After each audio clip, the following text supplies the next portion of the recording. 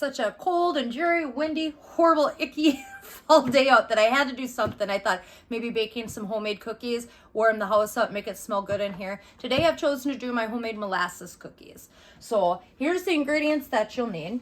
You'll need a 1/2 cup of butter, a 1/2 cup of shortening, 1½ cups of sugar, a 1/2 cup of molasses, 2 eggs slightly beaten, 4 cups flour, got that on the side there, last thing that goes in there.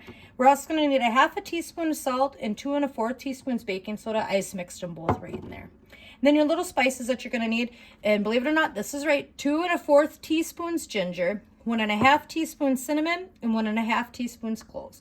So I got those all in there. I'm preheating the oven to 350. I'm going to be mixing this together today. Actually will be using a KitchenAid.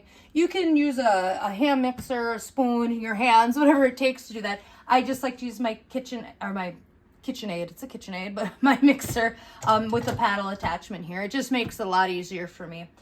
So I'm going to go ahead and get started. So I do have a little reserve of sugar here. I know some people like to dip the tops of their molasses cookies in sugar, so a little extra sugar on the side for that if you're into that. But we're going to go ahead and get started. So first, we got the oven preheating to 350, and we're going to cream together the butter, the shortening, and the sugar.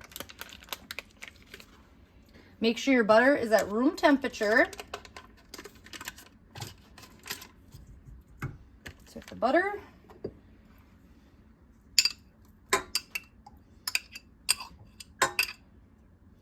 The shortening and our sugar.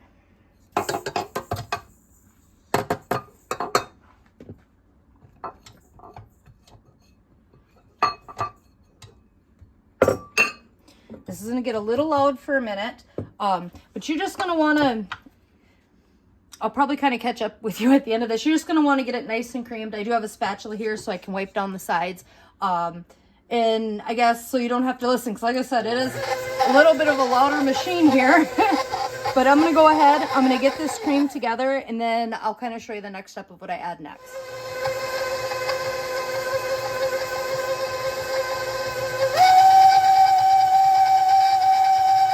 I got my butter, my shortening, and my sugar. I got that all mixed together till it's nice and creamy. Cream together is what they call it. So next I'm going to go ahead and I'm going to add the molasses and our 2 eggs slightly beaten. I'm going to go ahead and get that in there. Like I said, you can use a spoon, you can use a hand mixer. I just like to use my KitchenAid. That's some of my gadgets. I don't have a lot of them. Like I chop all my own foods and stuff, other than if you need a food processor, but I do have a few kitchen gadgets. It's just, as much as I'm in the kitchen, it just makes it so much easier sometimes on hands and wrists and all that stuff. So kind of my little treat to me. It's starting to act up a little bit. Hopefully it doesn't go out anytime soon, or we won't be getting the homemade bread. So, okay. We got our molasses in there. I'm just going to go ahead, add our eggs, and we're going to go ahead and we're going to mix that together here.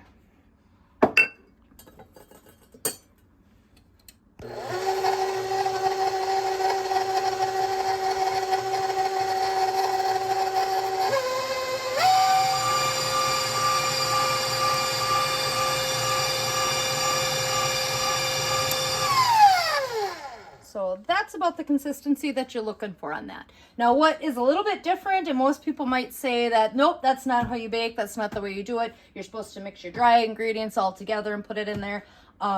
I've been baking for a lot of years, and I've just found that this works for me. I feel like maybe it gets through that a little bit easier. I know I do that with some of my other ones that maybe I've got nuts or chocolate chips or anything in there. I do it a little bit different.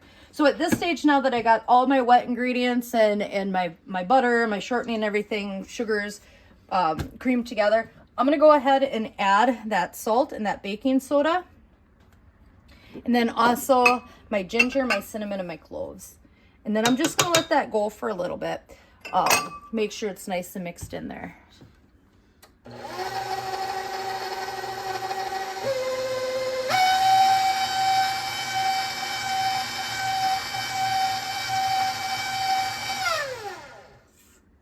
Yeah, this sucker's getting a little old. A little loud, but hopefully it's got a few more miles left on it. I'll say that.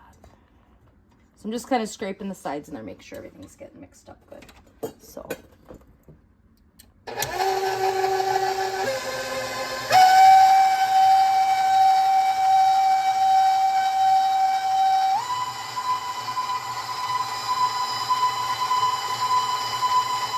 We're gonna go ahead and add the flour now.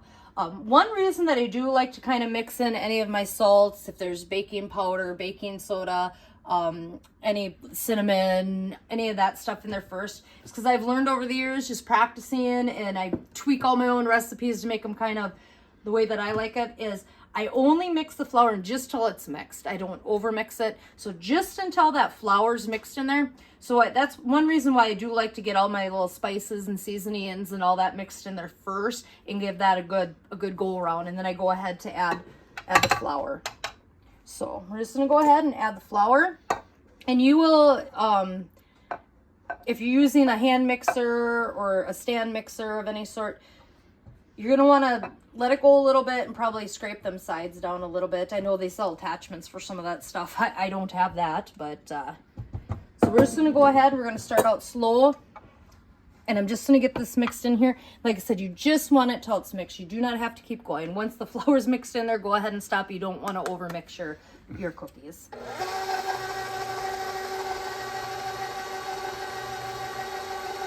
can kind of see it coming together. You just kind of watch that.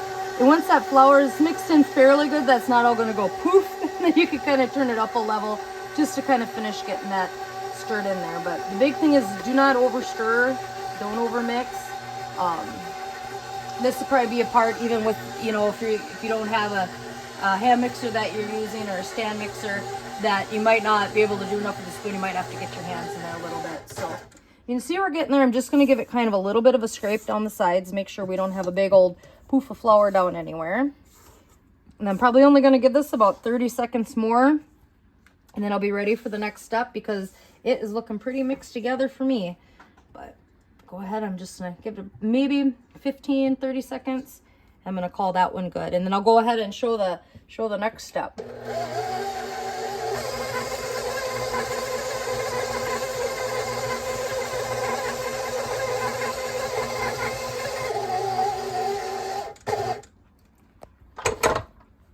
Okay, I'm going to get set up for the next part, and I'll catch up with you at that part. We got our cookie dough, our molasses cookie dough. I should point out these are soft molasses cookies.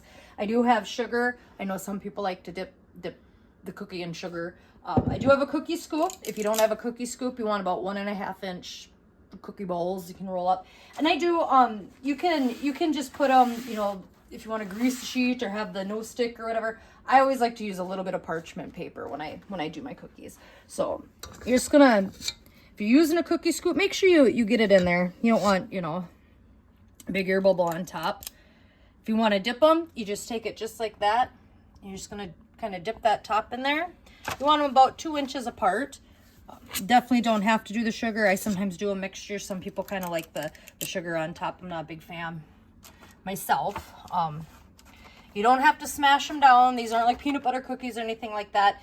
So you're just going to continue to do this and fill up your cookie sheets. Once I get this, I'm not going to have you sit here and watch me scoop out a couple pans or a couple sheets of cookies. Got the oven preheated to 350, so I will check in with you when we're ready to put these in the oven. Okay, I got a couple trays of cookies ready. I've noticed in the past recently, this oven doesn't cook the most even if you try to put more than one sheet in there at a time. So we're just gonna go one sheet at a time. I got some with the sugar, some without the sugar. We do have a little bit left in here. There's maybe about half a sheet that I'll do once we get the first one out. So we're gonna wanna bake these at 350 degrees. And I know that on my recipe, I say like 11 minutes, but all ovens vary. I haven't actually cooked these molasses cookies in this oven before. I've cooked this molasses cookie recipe tons of times, but not in this oven. Just kind of get into that baking season where I like to get in there. So I would say between 8 and 13, 14 minutes, I would kind of keep an eye on them because like I said, every oven's different. You do still want these soft in the middle. You don't want them to be rock hard. These are supposed to be soft. They should just start kind of being able to, just a little brown on the bottom. You do want them to kind of be soft looking in the middle yet. And that's how we keep those chewy, soft molasses cookies. So I'm going to go ahead. I'm going to put these in and I'll catch up with you. I'll let you know how long it took in this oven. I'll catch up with you and kind of show you what they look like when they're done.